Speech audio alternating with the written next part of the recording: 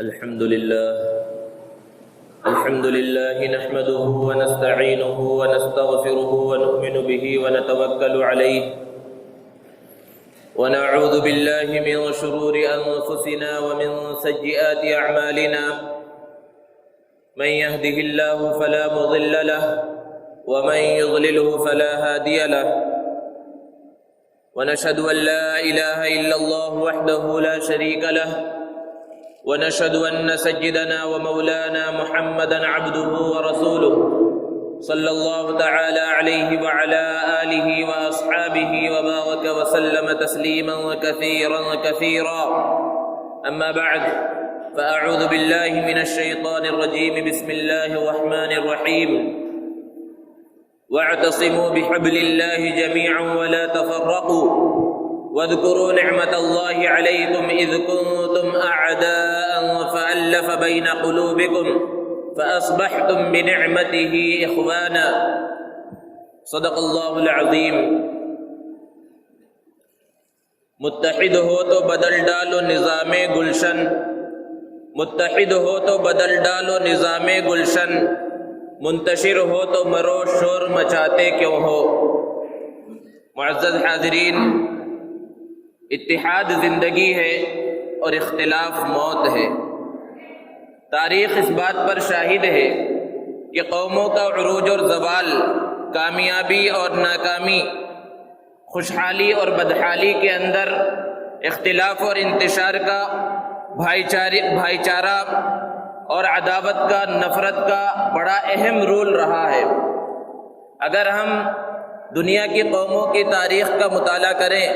تو پتہ چلے گا کہ جب تک ان کے اندر اتحاد اور اتفاق رہا، ان کے اندر اخوت اور بھائی چارہ رہا، ایک دوسرے سے محبت رہی، تب تک وہ کامیاب اور کامران رہی، فتح و نصرت ان کے قدم کو چومتی رہی۔ لیکن جب ان کے اندر اختلاف اور انتشار آیا، نفرت اور دشمنی آئی، عداوت ان کے اندر آیا، بغض ان کے اندر آیا، تو پھر یہ قومیں تباہ اور برباد ہو گئی۔ اسی کو مولانا حالی نے کہا کہ قوم جب اتفاق کھو بیٹھی، اپنی پونجی سے ہاتھ دھو بیٹھی۔ آج پوری دنیا کے اندر مسلمانوں کا جو حال ہے، جگہ جگہ پر مسلمانوں پر ظلم ہو رہا ہے۔ حالانکہ مسلمان ایک بہت بڑی تعداد میں ہے اور ایک اعتبار سے دیکھا جائے تو ان کی ایک بڑی طاقت بھی ہے، لیکن ہر جگہ پر مسلمان ذلیل نظر آ رہا ہے۔ دنیا کے مختلف ملکوں کے اندر مسلمانوں کو گاجر مولی کی طرح کاٹا جا رہا ہے۔ ان میں سے کچھ بعض خاص ممالک ہیں جیسے کہ برما ہے، میانمار کا علاقہ ہے، اسی طرح ملک شام اور ملک شام کے بعض خاص شہر حلب اور شہر غوطہ، اسی طرح عراق ہے، افغانستان ہے۔ ایسے بعض ممالک ہیں، بعض علاقے ہیں جہاں بے قصور مسلمانوں کو تہہ تیغ کیا جا رہا ہے، انہیں زخمی کیا جا رہا ہے، انہیں مارا جا رہا ہے بغیر کسی جرم کے۔ اور ہمارے ملک وطن عزیز ہندوستان کا حال کیا ہے کہ یہاں مختلف بہانوں سے مسلمانوں پر ظلم کیا جاتا ہے، ان کی شریعت مطہرہ پر کیچڑ اچھالا جاتا ہے، کبھی طلاق ثلاثہ کے نام پر اور کبھی عورتوں کے حقوق کے نام پر شریعت مطہرہ پر انگشت نمائی کی جاتی ہے، انگلی اٹھایا جاتا ہے یہاں پر، اور طرح طرح سے مسلمانوں کو ظلم و ستم کا نشانہ بنایا جاتا ہے۔ کبھی گائے کے نام پر بے قصور نوجوانوں کو، بے قصور مسلمانوں کو تہہ تیغ کر دیا جاتا ہے، اور کبھی کسی اور نام پر، اور کبھی بھیڑ کے ذریعے کسی کو قتل کر دیا جاتا ہے، اور کبھی اکیلے مسلمان کو، نوجوان کو اور بوڑھے کو پکڑ کر اس سے زبردستی شرکیہ کلمات کہلوائے جاتے ہیں، کسی کی داڑھی کو نوچا جاتا ہے، داڑھی کا مذاق اڑایا جاتا ہے، اسلامی لباس کا مذاق اڑایا جاتا ہے۔ یہ آج ہمارے ملک کا حال ہے، ہر شخص اس سے واقف ہے۔ سوال یہ ہے کہ یہ حالات مسلمانوں کے اوپر کیوں ہیں؟ اس کی بہت ساری وجوہات ہیں، بہت سارے اسباب ہو سکتے ہیں، لیکن ایک بڑی وجہ ان اسباب میں سے، ان وجوہات میں سے یہ ہے کہ مسلمانوں کے درمیان سے آپس سے اتحاد اور اتفاق ختم ہو گیا۔ ان کے درمیان اختلاف اور انتشار نے جنم لے لیا، عداوت ان کے اندر پیدا ہو گئی، بغض ان کے اندر پیدا ہو گیا۔ اس کے برخلاف جو اغیار ہیں، جو باطل طاقتیں ہیں، ان کے درمیان ہزاروں اختلاف کے باوجود وہ مسلمانوں کے مقابلے میں اپنے باطل نظریات اور ناجائز مقاصد کو پورا کرنے کے واسطے وہ متحد نظر آتی ہیں۔ یہ غیروں کا حال ہے۔ جبکہ ہم نے اپنے اکابر اور اسلاف کو دیکھا کہ کس طرح وہ اتحاد اور اتفاق کے ساتھ زندگی گزارتے تھے، تو ہمیں وہ اتحاد اور اتفاق جو وراثت میں ملی تھی ہم نے اس کو گنوا دیا ہے۔ گنوا دی ہم نے جو اسلاف سے میراث پائی تھی، ثریا سے زمین پر آسمان نے ہم کو دے مارا۔ ہمارے لیے ضروری ہے کہ ہم اسلام کو پڑھیں۔ نبی کریم صلی اللہ علیہ وسلم، خلفائے راشدین اور صحابہ کرام رضوان اللہ تعالی علیہم اجمعین نے وہ بڑے کام انجام دیے جو دنیا کی بڑی بڑی طاقتیں اور بڑے بڑے ممالک انجام نہ دے سکے تھے، صرف اتحاد اور اتفاق کے ذریعے وہ بڑے بڑے کارنامے انجام دیے۔ یہ مسلمانوں کی تاریخ ہے۔ اسلام یہ چاہتا ہے کہ مسلمانوں کے درمیان آپس میں اتحاد اور اتفاق رہے، یہ مل جل کر زندگی گزارے۔ اسی لیے قرآن مجید میں مختلف انداز میں، مختلف اسلوب میں مسلمانوں کو باہمی انداز میں اتحاد اور اتفاق کا حکم دیا گیا ہے۔ اختلاف اور انتشار سے انہیں جگہ جگہ پر منع کیا گیا ہے۔ سب سے بنیادی چیز جو کلمہ توحید ہے، اس کی بنیاد پر مسلمان متحد ہو سکتے ہیں۔ ساری دنیا کے اندر مسلمان پھیلے ہوئے ہیں، دنیا کے مختلف کونوں میں، مختلف علاقوں میں، سب مسلمانوں کا کلمہ تو ایک ہے، وہی کلمہ توحید، کلمہ طیبہ، لا الہ الا اللہ محمد الرسول اللہ۔ ہمارا کلمہ ایک ہے، ہمارا خدا ایک ہے، ہمارا خالق ایک ہے، ہمارا رازق ایک ہے، ہمارا پالنے والا ایک ہے، ہمارا نبی ایک، ہمارا رسول ایک، ہمیں جو کتاب دی گئی وہ کتاب ایک ہے، قرآن ایک ہے۔ پھر اس کے باوجود مختلف خانوں میں، مختلف فرقوں میں مسلمان بٹے نظر آتے ہیں۔ اختلاف اور انتشار جگہ جگہ پر ان کے درمیان دکھائی دیتا ہے، جبکہ بنیادی چیز کی کلمے کی وجہ سے مسلمان متحد ہو سکتے ہیں۔ کلمے سے آگے بڑھیے تو جتنی عبادتیں مسلمانوں کو دی گئی ہیں ان عبادات کے اندر اتحاد اور اتفاق کا درس آپ کو نظر آئے گا، اس میں اجتماعیت نظر آئے گی۔ 5 وقت کی نماز مسلمانوں کو ادا کرنا ضروری ہے، لیکن صرف نماز ہی نہیں پڑھنا ہے بلکہ جماعت کے ساتھ نماز پڑھنا ضروری ہے۔ یہ جماعت کا لزوم کیوں کیا گیا؟ اجتماعیت کے لیے، اتحاد اور اتفاق دکھانے کے واسطے کہ دیکھیں مسلمان کس طرح متحد ہیں۔ ایک امیر بھی اسی صف میں آ کر نماز پڑھتا ہے، ایک غریب بھی اسی صف میں آ کر نماز پڑھتا ہے، ایک گورا بھی اسی صف میں آ کر نماز پڑھتا ہے، ایک کالا بھی اسی صف میں آ کر نماز پڑھتا ہے، ایک عربی بولنے والا بھی اسی صف میں آ کر نماز پڑھے گا، اور ایک انگلش بولنے والا بھی اسی صف میں آ کر نماز پڑھے گا۔ یہاں کوئی بھید بھاؤ نہیں ہے کہ جو بڑا مالدار ہوگا، بڑے درجے والا ہوگا، بادشاہ ہوگا، اسے پہلی صف میں جگہ ملے گی، اور جو مزدور ہوگا، غریب ہوگا، فقیر ہوگا، اسے آخری صف میں جگہ ملے گی۔ یہ کہیں پر بھید بھاؤ نہیں ہے۔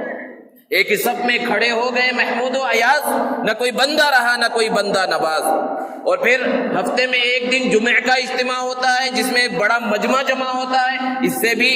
اتحاد کو، اجتماعیت کو بتلانا مقصود ہے کہ مسلمانوں کے درمیان اتحاد ہونا چاہیے، اجتماعیت ہونی چاہیے۔ یہاں ایک ساتھ ہم جمع ہو گئے، ایک ساتھ جمع ہو گئے تو غیر دیکھ رہا ہے کہ مسلمانوں کے اندر کتنا اتحاد اور اتفاق ہے، لیکن یہ صرف ایک دن کے لیے نظر آتا ہے، کچھ گھنٹوں کے لیے نظر آتا ہے۔ ہم باہر گئے تو وہی دشمنیاں جو دلوں کے اندر، وہی بغض، وہی نفرت و عداوت، سب کچھ موجود ہے۔ دوسری عبادت اللہ نے روزے کا حکم دیا، اس انداز میں بھی حکم دیا جا سکتا تھا کہ 29 روزے یا 30 روزے مسلمانوں پر فرض ہیں، جس کا جب دل چاہے رکھ لے، لیکن ایک مہینہ خاص متعین کیا گیا، رمضان کا مہینہ، کہ رمضان کے مہینے میں سارے مسلمانوں کو روزہ رکھنا ہے۔ اس سے بھی اتحاد اور اتفاق کو اور اجتماعیت کو بتلانا مقصود ہے۔ زکوٰۃ مالدار مسلمانوں کے اوپر فرض ہے، اس میں بھی اجتماعیت دکھائی دیتی ہے کہ جو مالدار مسلمان ہیں ان سے مال کو لیا جائے گا، زکوٰۃ لی جائے گی ان سے، اور جو غریب مسلمان ہیں انہیں وہ زکوٰۃ ادا کر دی جائے گی، وہ مال ان تک پہنچا دیا جائے گا۔ اجتماعیت کا ثبوت ہے۔ اور سب سے زیادہ اجتماعیت حج کے عبادت کے اندر نظر آتی ہے کہ دنیا کے مختلف کونوں سے، مختلف علاقوں سے مسلمان وہاں پہنچتے ہیں۔ ہر ملک کا، ہر زبان کو بولنے والا، ہر رنگ و نسل کا آدمی وہاں پر پہنچتا ہے، اور سب ایک ہی لباس کے اندر وہاں نظر آتے ہیں، ایک ہی انداز ہے، ایک ہی انداز میں حج کے ارکان ادا کر رہے ہیں۔ اللہ کے رسول صلی اللہ علیہ وسلم سے پوچھا گیا اللہ کے رسول حج کیا ہے؟ آپ صلی اللہ علیہ وسلم نے ارشاد فرمایا الحج عرفہ، کہ اصل حج تو عرفہ ہے، کہ عرفہ کے میدان عرفات میں عرفہ کے دن حاجی کا پہنچنا ضروری ہے۔ جتنے حاجی جاتے ہیں حج کرنے کے واسطے سب 9 ذی الحجہ کو ایک میدان عرفات میں وہاں پر جمع ہوتے ہیں۔ یہ کیا ہے؟ اتحاد کا درس ہے، اجتماعیت کو دکھلانا مقصود ہے کہ مسلمان کتنے متحد ہیں۔ تو اسلام کے اندر تو جگہ جگہ پر اتحاد کا درس مل رہا ہے، اجتماعیت دکھائی دے رہی ہے، لیکن مسلمانوں کے درمیان وہ اتحاد نظر نہیں آتا، وہ اتفاق نظر نہیں آتا۔ اللہ کے رسول صلی اللہ علیہ وسلم مکہ المکرمہ سے ہجرت کر کے جب مدینہ المنورہ پہنچے ہیں، مہاجرین ہجرت کر کے مدینہ المنورہ پہنچے تو یہ مہاجرین خالی ہاتھ تھے، جائیداد ان کے پاس نہیں تھی، مال و دولت ان کے پاس نہیں تھا، سب کچھ دین کے واسطے مکہ المکرمہ میں چھوڑ کر وہ مدینہ المنورہ پہنچے تھے۔ اللہ کے رسول صلی اللہ علیہ وسلم نے مدینہ کے انصار اور مکہ کے مہاجرین کے درمیان بھائی چارگی قائم کی، جسے مؤاخات کہا جاتا ہے۔ ایک انصاری صحابی کو بلاتے، ایک مہاجر کو بلاتے اللہ کے رسول صلی اللہ علیہ وسلم، اور کہتے کہ جاؤ آج سے تم بھائی بھائی ہو۔ یہ صرف زبانی جمع خرچ نہیں تھا، یہ صرف خانہ پوری نہیں تھی کہ کاپی پر اور رجسٹر پر لکھا جا رہا تھا، بلکہ انصار نے اس بھائی چارگی کا حق ادا کر کے دکھایا۔ انصار صحابہ میں سے کچھ ایسے تھے جنہوں نے اپنے مہاجر بھائی سے کہا کہ تم مکہ کے رہنے والے ہو اور مکہ المکرمہ کے اندر زراعت نہیں ہوتی، وہاں پر کھیتی باڑی نہیں ہوتی، اور ہم کھیتی باڑی کرنا جانتے ہیں، ہمارے پاس اتنا کھیت ہے، آج سے آدھا کھیت تمہارا ہے آدھا کھیت میرا، لیکن چونکہ تم کھیتی باڑی نہیں کر سکتے تو کھیتی باڑی میں خود کروں گا، ہل میں چلاؤں گا، سب کچھ کام میں کروں گا، اور جو آمدنی ہوگی آدھا تم لینا آدھا میں لوں گا۔ میرے گھر میں 2 کمرے ہیں، آج سے 1 کمرہ تمہارا 1 کمرہ میرا، اور اگر تم چاہو میری 2 بیویاں ہیں، ان میں سے میں 1 کو طلاق دیتا ہوں، تم اس سے نکاح کر لو۔ اس انداز میں انہوں نے بھائی چارگی کا یہ حق ادا کیا۔ یہ صرف زبانی جمع خرچ نہیں تھا، جبکہ انصار کا خود کا حال کیا ہے کہ انصار کے 2 بڑے قبیلے تھے، اوس اور خزرج، ان کے درمیان بہت بڑی بڑی لڑائیاں زمانے سے چلی آ رہی تھی، معمولی باتوں پر لڑائی شروع ہوتی اور کئی سال تک چلتی۔ اللہ کے رسول صلی اللہ علیہ وسلم نے جب مکہ سے مدینہ ہجرت کی، اس سے کچھ سال پہلے ایک بڑی جنگ ان کے درمیان ہو چکی تھی جسے جنگ بعاث کہا جاتا ہے۔ بہت خطرناک جنگ ہوئی تھی، بہت سے لوگ اس کے اندر مارے گئے تھے، لیکن جب اسلام پہنچا، اسلام کی روشنی ان کے درمیان پہنچی، تو وہ اوس و خزرج جو آپس میں جانی دشمن تھے وہ دوست بن گئے، جگری دوست بن گئے۔ اسی کو اللہ رب العزت نے قرآن مجید کے اندر بیان فرمایا کہ وَاعْتَصِمُوا بِحَبْلِ اللَّهِ جَمِيعًا، اللہ کی رسی کو مضبوطی سے تھام لو، وَلَا تَفَرَّقُوا، اور ٹکڑے ٹکڑے مت ہو جاؤ، اختلاف مت پیدا کرو، تفرقہ بازی مت کرو۔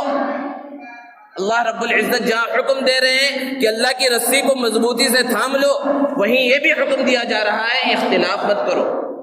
اور پھر آگے اللہ رب العزت نے بیان فرمایا کہ اللہ کی اس نعمت کو یاد کرو، اذ کنتم اعداء، جب تم آپس میں دشمن تھے، فالف بین قلوبکم، اللہ نے تمہارے دلوں کو جوڑ دیا، فاصبحتم بنعمتہ اخوانا، تو تم آپس میں دوست بن گئے، بھائی بن گئے، تمہارے درمیان محبت پیدا ہو گئی۔ مفسرین بیان فرماتے ہیں کہ آیت کریمہ اس وقت نازل ہوئی جب انصار کے درمیان آپس میں محبت پیدا ہو چکی تھی، اور یہودی ہمیشہ سے چاہتے تھے کہ ان کے درمیان اسی طرح جنگیں ہوتی رہیں، لڑائیاں ہوتی رہیں۔ تو ایک بڑے عمر کا یہودی وہاں سے گزرا اور اس نے انصار کو اور اوس و خزرج جو 2 مختلف قبیلے تھے، جانی دشمن تھے، ان کو باہم شیر و شکر دیکھا اور محبت کے ساتھ ایک جگہ پر بیٹھ کر بات کرتا ہوا دیکھا، تو اسے بڑی تکلیف پہنچی۔ اس نے ایک شخص کو بھیجا کہ جا کے ان کے درمیان لڑائی لگاؤ، اور جنگ بعاث جو ابھی چند سالوں پہلے بھی اس کا تذکرہ کرو، ہو سکتا ہے پھر ان کے درمیان دشمنی پیدا ہو جائے۔ ایک شخص ان کے درمیان آیا، انصار صحابہ کے درمیان، اور جنگ بعاث کا تذکرہ چھیڑ دیا۔ اب وہ خطرناک جنگ ہو چکی تھی، جب اس کا تذکرہ آیا تو آپس میں پھر اختلاف ان کے درمیان بڑھنے لگا، اور قریب تھا کہ یہ دونوں آپس میں پھر لڑنے لگے۔ اللہ کے رسول صلی اللہ علیہ وسلم کو پتا چلا، اللہ کے رسول صلی اللہ علیہ وسلم چند مہاجر صحابہ کے ساتھ ان کے درمیان پہنچے اور ارشاد فرمایا کہ ابھی میں تمہارے درمیان موجود ہوں اور پھر تم جاہلیت والا کام کرنے لگے۔ مفسرین بیان فرماتے اس وقت یہ آیت کریمہ نازل ہوئی، اللہ نے اس نعمت کو یاد دلایا۔ تو یہ اتحاد اور اتفاق اللہ کی بہت بڑی نعمت ہے کہ تمہارے درمیان اختلاف اور انتشار تھا، اللہ رب العزت نے تمہارے درمیان اتحاد اور اتفاق کو پیدا فرما دیا۔ اسی طرح اللہ رب العزت نے قرآن مجید میں بیان فرمایا وَأَنَّ هَذَا صِرَاطِي مُسْتَقِيمًا فَاتَّبِعُوهُ وَلَا تَتَّبِعُوا السُّبُلَ فَتَفَرَّقَ بِكُمْ عَنْ سَبِيلِهِ، یہ سیدھا راستہ ہے، اس کی اتباع کرو اور الگ الگ راستوں کی طرف مت چلو، مختلف ٹکڑیوں میں مت بٹ جاؤ۔ جگہ جگہ پر مختلف انداز میں اللہ رب العزت نے اتحاد اور اتفاق کی اہمیت کو بیان فرمایا۔ ایک جگہ پر ارشاد فرمایا وَلَا تَكُونُوا مِنَ الْمُشْرِكِينَ، مشرکوں کی طرح مت ہو جاؤ، مِنَ الَّذِينَ فَرَّقُوا دِينَهُمْ وَكَانُوا شِيَعًا، کہ جنہوں نے اپنے دین کے اندر تفرقہ پیدا کر لیا اور وہ مختلف جماعتوں کے اندر بڑھ گئے۔ اسی طرح اللہ رب العزت نے بیان فرمایا إِنَّ الَّذِينَ فَرَّقُوا دِينَهُمْ وَكَانُوا شِيَعًا لَسْتَ مِنْهُمْ، کہ جنہوں نے اپنے دین کے اندر اتفاق کو ختم کر کے اختلاف کو پیدا کر لیا اور مختلف ٹکڑیوں میں بیٹھ گئے، اللہ کے رسول صلی اللہ علیہ وسلم آپ کا ان سے کوئی تعلق نہیں ہے، ان کا معاملہ اللہ کے سپرد کر دیجیے۔ یہود و نصارہ کی یہ تاریخ رہی ہے کہ حضرت موسیٰ علیہ السلام کے بعد اور حضرت عیسیٰ علیہ السلام کے بعد یہود و نصارہ مختلف ٹکڑیوں میں بٹ گئے، ان کے درمیان بہت زیادہ اختلاف پیدا ہو گیا۔ اسی کی جانب اشارہ ہے کہ ان کے درمیان اختلاف اور انتشار پیدا ہوا، مسلمانوں کے درمیان اس انداز میں اختلاف اور انتشار نہیں پیدا ہونا چاہیے۔ اسی طرح اللہ کے رسول صلی اللہ علیہ وسلم نے ارشاد فرمایا یہودیوں کے 72 فرقے تھے اور میری امت کے درمیان 73 فرقے ہوں گے اور سب کے سب ناری اور جہنمی ہوں گے سوائے ایک فرقے کے۔ صحابہ نے پوچھا اللہ کے رسول وہ کون سا فرقہ ہوگا؟ اللہ کے رسول صلی اللہ علیہ وسلم نے ایک معیار بتلا دیا ما انا علیہ واصحابی، کہ جو میرے اور صحابہ کے طریقے کے اوپر ہوگا۔ اللہ کے رسول صلی اللہ علیہ وسلم نے مسلمانوں کے درمیان کس انداز میں اتحاد اور اتفاق ہونا چاہیے اس کو بیان فرمایا۔ حجۃ الوداع کے موقع پر اللہ کے رسول صلی اللہ علیہ وسلم نے اپنے خطبے کے اندر جہاں بہت سی باتیں بیان فرمائی، وہیں اس بات کو بھی بیان فرمایا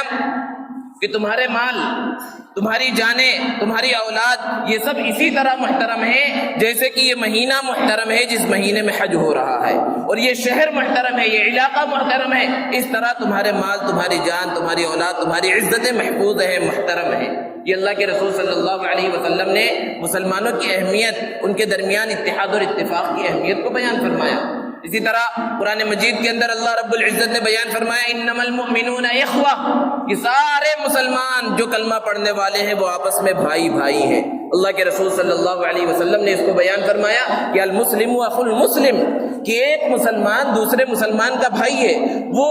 ایک مسلمان چاہے جس علاقے کا رہنے والا ہو، دنیا کے کسی کونے کا رہنے والا ہو، کسی رنگ اور نسل کا ہو، کسی زبان کا بولنے والا ہو، ایک مسلمان دوسرے مسلمان کا بھائی ہے، اور بھائی بھائی پر ظلم نہیں کرتا، وہ ظالموں کے حوالے نہیں کرتا بھائی ایک بھائی کو۔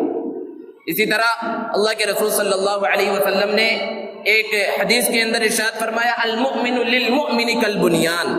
کہ ایک مسلمان دوسرے مسلمان کے لیے عمارت کی طرح ہے، یشد بعضہ بعضا، کہ جس کا بعض حصہ بعض حصے کو روکے رکھتا ہے۔ یہ ایک عمارت ہے، یہ عمارت صرف اینٹ کے ذریعے تیار نہیں ہوئی، صرف سیمنٹ کے ذریعے اور ریتی کے ذریعے تیار نہیں ہوئی، صرف شیخوں کے ذریعے تیار نہیں ہوئی، بلکہ اس میں مختلف مٹیریل لگتا ہے، مختلف چیزیں لگتی ہیں، اور سب مل کر ایک پوری عمارت کو تیار کرتے ہیں۔ اللہ کے رسول صلی اللہ علیہ وسلم نے بڑی اچھی مثال دی کہ مسلمان اس عمارت کی طرح ہے کہ سارے مسلمان مل کر یہ پورا ایک طبقہ بنتا ہے، پوری امت بنتی ہے۔ اسی طرح اللہ کے رسول صلی اللہ علیہ وسلم نے آگے بیان فرمایا ایک حدیث کے اندر کہ مسلمانوں کی مثال انسان کے جسم کی طرح ہے، آپس میں رحم کرنے میں، نرمی کرنے میں، ایک دوسرے پر شفقت کرنے میں جسم کی طرح ہے، انسان کے جسم کی طرح ہے، کہ جسم کے ایک حصے کو کوئی تکلیف پہنچتی ہے تو ایسا نہیں ہے کہ صرف اسی حصے کو تکلیف پہنچی، کسی کو کانٹا چبھ گیا تو ایسا نہیں ہے کہ صرف وہ انگلی کے اندر تکلیف ہو رہی، پورا بدن تکلیف محسوس کرتا ہے، رات رات بھر جاگ رہا ہے، اسے بخار آ گیا ہے۔ بالکل یہی حال مسلمانوں کا ہے کہ دنیا کے کسی علاقے کے اندر کسی مسلمان کو تکلیف پہنچے تو دنیا کے دوسرے کونے میں بیٹھے ہوئے مسلمان کے دل کے اندر وہ تکلیف محسوس کرنا چاہیے کہ یہ مسلمان کی خصوصیت ہے۔ یہ ساری باتیں اللہ کے رسول صلی اللہ علیہ وسلم نے احادیث مبارکہ کے اندر بیان فرمائی ہیں، مسلمانوں کے درمیان اتحاد اور اتفاق کا درس دینے کے واسطے اور اتحاد اور اتفاق کو پیدا کرنے کے لیے۔ صحابہ کرام رضوان اللہ تعالی علیہم اجمعین کے درمیان بہت سے اختلافات ہوئے، دوستو دو الگ چیزیں ہیں، اختلاف کی دو قسمیں ہیں، ایک اختلاف مذموم ہے، برا اختلاف ہے جس کو قرآن مجید میں بیان فرمایا گیا کہ ولا تفرقوا، اختلاف مت کرو، تفرقہ مت کرو، ٹکڑے ٹکڑے مت ہو جاؤ، اور ایک اختلاف محمود ہے یعنی پسندیدہ اختلاف ہے۔ صحابہ کرام رضوان اللہ تعالی علیہم اجمعین کے درمیان بہت سے مسائل میں اختلاف ہوا، بہت سی مرتبہ تو نظریات میں اختلاف رہا۔ اللہ کے رسول صلی اللہ علیہ وسلم معراج کے سفر پر تشریف لے گئے، معراج کے سفر میں اللہ رب العزت کا دیدار کیا یا دیدار نہیں کیا، صحابہ کرام کے درمیان اختلاف ہے۔ ام المؤمنین حضرت عائشہ صدیقہ رضی اللہ تعالی عنہا بیان فرماتی ہیں کہ سب سے بڑا جھوٹا وہ ہے جو یہ بات کہے کہ اللہ کے رسول صلی اللہ علیہ وسلم نے معراج کے سفر میں اللہ کو دیکھا، اللہ کا دیدار کیا، جبکہ وہیں ایک بڑے صحابی حضرت عبداللہ ابن عباس رضی اللہ تعالی عنہما بیان فرماتے ہیں کہ معراج کے سفر میں اللہ کے رسول صلی اللہ علیہ وسلم نے اللہ رب العزت کا دیدار کیا۔ بالکل اختلاف ہے نظریے کا، لیکن پوری تاریخ اٹھا کر دیکھیے کہ کیا اس اختلاف کی وجہ سے کبھی حضرت عائشہ نے حضرت عبداللہ ابن عباس کو گمراہ کہا ہو یا حضرت عبداللہ ابن عباس نے حضرت عائشہ کا غلط انداز میں نام لیا ہو؟ یہ ایک مثال ہے، اس طرح کی بے شمار مثالیں ہیں کہ صحابہ کرام رضوان اللہ تعالی علیہم اجمعین کے درمیان مسائل کے اندر، فروعی مسائل کے اندر، نظریات کے اندر اختلاف ہوا، لیکن ایک دوسرے کا ادب کبھی کم نہیں ہوا۔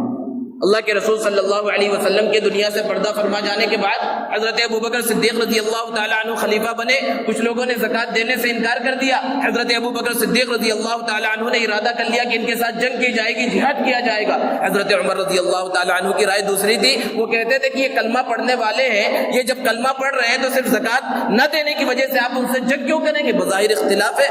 نظریات کا اختلاف ہے، لیکن کبھی ان کے درمیان بغض و عداوت پیدا نہیں ہوئی۔ تو اختلاف کا اس انداز میں، مسائل میں اختلاف کا پیدا ہو جانا یہ فطری بات ہے، اور یہ اختلاف محمود بھی ہے، پسندیدہ بھی ہے۔ ائمہ کرام کے درمیان بعد میں جو اختلافات ہوئے اور چار مکتب فکر بنے کہ جتنے بھی انداز میں مسلمانوں کے درمیان جو مسالک ہیں جن کے اندر فروعی مسائل کے اندر اختلافات ہوئے، یہ اختلاف اپنے حد میں رہے، اپنے درجے کے اندر رہے، تو اس میں کوئی برائی نہیں ہے۔ اور دوستو خصوصاً آج کا دور، پوری دنیا کے اندر اور خصوصاً ہمارے ملک ہندوستان کے اندر یہ ماحول ایسا نہیں ہے کہ اب فروعی اختلافات کو، مسلکوں کے اختلافات کو اپنے باہر کے اسٹیج کے اوپر بیان کیا جائے۔ ہمارے اکابر اور اسلاف جو ہر جگہ کے اوپر متحد نظر آتے ہیں، کسی بھی مکتب فکر سے تعلق رکھنے والے ہوں، اور یہ اللہ رب العزت کا بڑا فضل اور کرم ہے کہ ہندوستان کے اندر مسلم پرسنل لا بورڈ کے نام پر ہر مسلک، ہر مکتب فکر کے لوگ جمع ہوتے ہیں۔ اور ابھی چند دنوں پہلے ہم نے حیدرآباد کے اندر اس اتحاد اور اتفاق کو دیکھا کہ ایک ہی اسٹیج پر ہر مسلک کا ماننے والا عالم، ہر مسلک کے بڑے اکابر جمع ہیں، موجود ہیں، ان کے درمیان اتحاد نظر آ رہا ہے۔ اور وہاں پر ہمارے اکابر نے یہ بات کہی، ہر مکتب فکر سے تعلق رکھنے والے، کہ یہ بات تو ممکن نہیں ہے کہ اب یہ کہا جانے لگے کہ سارے بریلوی دیوبندی بن جائے یا سارے دیوبندی بریلوی بن جائے، سارے اہل حدیث جماعت اسلامی میں شامل ہو جائیں یا سارے جماعت اسلامی والے دیوبند مسلک کے اندر شامل ہو جائیں۔ یہ ایک ناممکن سی بات ہے، اس طرح کے اتحاد کی اب ضرورت نہیں ہے۔ کوئی اپنی دلیل کے ذریعے کسی کو قائل کرتا ہے وہ الگ بات ہے، یہ مسلک ہے اور یہ فطری بات ہے۔ اب یہ حقیقت ہے کہ کچھ لوگ اس مسلک کو ماننے والے ہیں، کچھ اس مسلک کو ماننے والے ہیں، کچھ اس مسلک کو ماننے والے ہیں، کچھ اس مسلک کو ماننے والے، یہاں مختلف مسالک ہیں، تو پھر اتحاد کی کیا صورت ہو؟ اتحاد کی صورت وہ ہو کہ ان کے درمیان جو اختلافات ہیں، اگر ہم دیکھیں تو اختلافات بہت تھوڑے سے ہیں، اور ایسی باتیں جس میں اتحاد ہو سکتا ہے وہ بہت زیادہ ہیں۔ جیسے کہ ابھی کہا گیا کہ سب کے درمیان کلمے کے اندر اتحاد ہے، نماز کے اندر اتحاد ہے، زکوٰۃ میں اتحاد ہے، روزے میں اتحاد ہے، حج میں اتحاد ہے۔ اختلافی مسائل ہے، اس کو اپنے گھر کے اندر حل کیا جائے۔ یہ کہیں نہیں کہا جا رہا کہ ان اختلافی مسائل کو چھوڑ دیا جائے، آپ کو کرنا ہے اپنے گھر کے اندر۔ اب یہ موقع نہیں رہا کہ باہر اسٹیج سجایا جائے اور وہاں ایک دوسرے کے اوپر کیچڑ اچھالا جائے۔ یہ ہمارے اکابر تو کہہ رہے ہیں، ہمارے اکابر اس بات کو سمجھ رہے ہیں اور سب اس بات کو ماننے والے ہیں، ہر مسلک کے، ہر مکتب فکر کے، لیکن علاقائی سطح کے اوپر اس پر عمل نہیں ہو رہا۔ تو ضرورت اس بات کی ہے کہ مسلمان حالات کو مد نظر رکھتے ہوئے کہ جب ہر طرف سے مسلمانوں پر شکنجہ کسا جا رہا ہے، ان کے مسلک کو چھوڑ کر شریعت کے اوپر حملہ ہو رہا ہے، شریعت مطہرہ پر حملہ ہو رہا ہے، اللہ کے رسول صلی اللہ علیہ وسلم کی ذات مبارکہ کے اوپر انگلی اٹھائی جا رہی ہے، تو ایسے حالات میں اب ضرورت اس بات کی ہے کہ مسلکی اختلافات کو اور اندرونی اختلافات کو اندر تک رکھا جائے اور باہر سارے مسلمان متحد اور متفق نظر آئے۔ یہ حالات کا سب سے اہم تقاضا ہے، اور ہر سچا مسلمان جس کے دل کے اندر اسلام کا درد ہے وہ اس بات کو محسوس کرے گا کہ ہاں بھئی اختلاف ہو، لیکن وہ اختلاف اپنی جگہ پر ہو۔ کیا صحابہ میں اختلاف نہیں رہا؟ بڑی مثال ہے حضرت امیر معاویہ اور حضرت علی رضی اللہ تعالی عنہما کی، کہ کتنا بڑا اختلاف ہوا، آپس میں جنگیں ہوئی، لیکن جب باطل ان کے درمیان آیا اور ایک کو جو ہے اس انداز میں لالچ دینے کی کوشش کی کہ تمہارے فلاں دشمن ہو گئے، تم ہمارے ساتھ مل جاؤ، ہم تمہاری مدد کریں گے، تو ایسے موقع پر تاریخی جواب دیا گیا کہ اگر باطل ہمارے اوپر نگاہ اٹھا کر دیکھے گا تو ہم دونوں ایک ساتھ ہمیشہ نظر آئیں گے۔ یہ مسلمانوں کے درمیان ہونا چاہیے۔ تو ضرورت اس بات کی ہے کہ اس اختلاف اور انتشار کو ختم کیا جائے اور اتحاد اور اتفاق کی فضا کو اپنے درمیان قائم کیا جائے۔ دوستو، اتحاد کے اندر بہت سی برکتیں ہیں۔ ایک بچوں کی کتاب ہے جس کے اندر ایک واقعہ مشہور ہے، بہت سے لوگوں نے پڑھا ہے، کہ ایک شخص کے 5 بیٹے تھے اور وہ 5 ہمیشہ لڑتے رہا کرتے تھے۔ اب اس شخص کی عمر جب زیادہ ہو گئی، وہ بڑھاپے کی عمر کو پہنچ گیا، تو اسے بس یہی فکر لگی رہتی تھی کہ میرے جانے کے بعد پتہ نہیں یہ لوگ کیا کریں گے، جب تک میں زندہ ہوں تب تک کسی طرح ان کو سنبھال رہا ہوں۔ تو اس نے ان کو سمجھانے کے واسطے کہا کہ سب ایک ایک لکڑی لے کر آؤ۔ تو جب وہ 5 ایک ایک لکڑی لے کر آئے تو ان سے کہا کہ اس کو ایک رسی کے اندر باندھ دو۔ اس کا گٹھر باندھ دیا گیا، اور جب اس کا گٹھر تیار ہو گیا تو ایک ایک بیٹے سے کہا کہ اس کو توڑو۔ اب اس میں 5 مضبوط اور موٹی لکڑیاں ہیں، ہر کوئی اسے توڑنے کی کوشش کر رہا ہے تو اس گٹھر کو توڑ نہیں پا رہا ہے۔ پھر اس کے بعد باپ نے کہا کہ اس رسی کو کھول دو، اس گٹھر کو کھول دو، اور ایک ایک لکڑی جو جس نے لایا تھا اس کے حوالے کر دیا اور کہا اب اس کو توڑو۔ جب ایک لکڑی کو اس نے توڑنے کی کوشش کی بیٹے نے تو آسانی کے ساتھ ٹوٹ گئی۔ پھر اس کے بعد باپ نے یہی سمجھایا کہ یہ ہوتی ہے اتحاد اور اتفاق کی طاقت، کہ اگر تم اس طرح متحد رہو گے، متفق رہو گے، ایک ساتھ رہو گے تو دشمن تمہارے اوپر کبھی حملہ نہیں کر سکے گا، دشمن تمہارے اوپر غالب نہیں آ سکے گا۔ اور اگر منتشر ہو جاؤ، آپس میں ہی لڑتے رہو، الگ الگ ہو جاؤ، تو تمہیں کوئی بھی توڑ سکتا ہے۔ یہ حقیقت ہے۔ آپ مارکیٹ جائیں موز خریدنے کے واسطے تو موز 50 روپے درجن بک رہا ہے، خوبصورت موز ہے، ایک شاخ کے اندر ملا ہوا موز ہے۔ آپ کہہ رہے ہیں بھائی بہت مہنگا ہے، 50 روپے میں تو بہت مہنگا ہے، تو وہ موز بیچنے والا آپ سے کہے کہ بھائی یہ مہنگا ہے تو یہ والے لے لو، بالکل ویسے ہی ہے، کلر بھی ویسا ہی ہے، اس کا ٹیسٹ بھی ویسے ہی ہے، سب کچھ ویسے ہی ہے، لیکن یہ 30 روپے میں ہی ہے، یہ 25 روپے میں ہی ہے۔ تو آپ اس سے پوچھے بھائی اتنا سستے میں کیوں دے رہے ہو، یہ بھی ویسے ہی، یہ بھی ویسے ہی، تو وہ یہی جواب دے گا کہ یہ اپنے شاخ سے الگ ہو چکے ہیں، یہ ٹوٹ چکے ہیں، یہ جب تک شاخ کے اندر رہے، ایک ساتھ رہے، ان کی قیمت رہی، اور جب یہ ٹوٹ گئے تو ان کی قیمت آدھی ہو گئی، آدھی سے کم ہو گئی۔ انگور کا موسم چل رہا ہے، انگور خریدنے جائیں، آپ کو 12 تجربہ ہوگا کہ خوشے کے اندر جو انگور ہیں ان کی قیمت زیادہ ہے، اور بالکل وہی انگور، بلکہ وہ خوشے سے جو انگور الگ ہو جاتے ہیں زیادہ پکنے کی وجہ سے اس میں مٹھاس اور زیادہ پیدا ہو جاتی ہے، لیکن خوشے میں جو انگور ہے وہ 80 روپے میں، 70 روپے میں مل رہا ہے، تو جو ٹوٹ گئے ہیں وہ انگور آپ کو 40 روپے میں اور 30 روپے میں مل رہا ہے۔ قیمت کیوں کم ہو گئی؟ کیونکہ وہ اپنی اجتماعیت سے الگ ہو گئے، اپنے خوشے سے الگ ہو گئے ہیں۔ تو یہی حال ہے اتفاق اور اتحاد کا مسلمانوں کے درمیان، کہ اگر متحد اور متفق رہیں گے دنیا کے سامنے، ہمارے مشترکہ دشمن کے سامنے اگر مسلمان متحد اور متفق رہیں تو کبھی انہیں کوئی تکلیف نہیں پہنچا سکتا، لیکن اگر وہ مختلف ہو جائیں، انتشار ان کے اندر پیدا ہو جائے تو ان کی کوئی قیمت، کوئی وقعت، کوئی عظمت باقی نہیں رہتی۔ یہ بات ہے۔ تو اب کچھ لائحہ عمل مسلمانوں کو طے کرنا چاہیے کہ آپس میں جب مسلکی مباحثے ہوں تو وہ ایسی جگہ پر ہو کہ غیر اس کو نہ دیکھ رہا ہو، اور اس کے اندر ایک دوسرے کے ادب کو، جس طرح صحابہ ایک دوسرے کا ادب کرتے تھے، اس ادب کو ملحوظ رکھا جائے۔ اور یہ کفر کے فتوے بار بار جو لگائے جاتے ہیں، فلاں کافر فلاں کافر، یہ تو اللہ رب العزت جاننے والا ہے کون کافر ہے اور کون کافر نہیں ہے۔ کسی کا کفر واضح ہو جائے وہ الگ بات ہے، لیکن یہ کفر کے فتوے اتحاد اور اتفاق کے واسطے زہر قاتل ہیں، اس سے اتحاد اور اتفاق پیدا نہیں ہو سکتا۔ یہ بند کیے جائے، آپس میں اتحاد اور اتفاق کو پیدا کیا جائے۔ بس اسی امید کے ساتھ یہ بات کہی گئی ہے کہ چونکہ موجودہ حالات بہت خراب ہے، فرقہ پرست طاقتیں ہمارے عزیز ملک ہندوستان کو شکنجے میں ہر طرف سے کس رہی ہیں۔ مسلمان اگر متحد اور متفق ہو جائیں تو کوئی طاقت ایسی نہیں ہے کہ ان کے اوپر حملہ کر سکے، ان کو شکنجے میں کس سکے، لیکن اگر ان کے اندر اتفاق اور اتحاد نہیں رہے گا، اختلاف اور انتشار رہے گا، تو پھر یہ اسی طرح ذلیل ہوتے رہیں گے۔ بس اسی امید کے ساتھ ہر شخص کی یہی صدا ہے دل کی کہ دنیا کے اندر، مسلمانوں کے اندر اتحاد اور اتفاق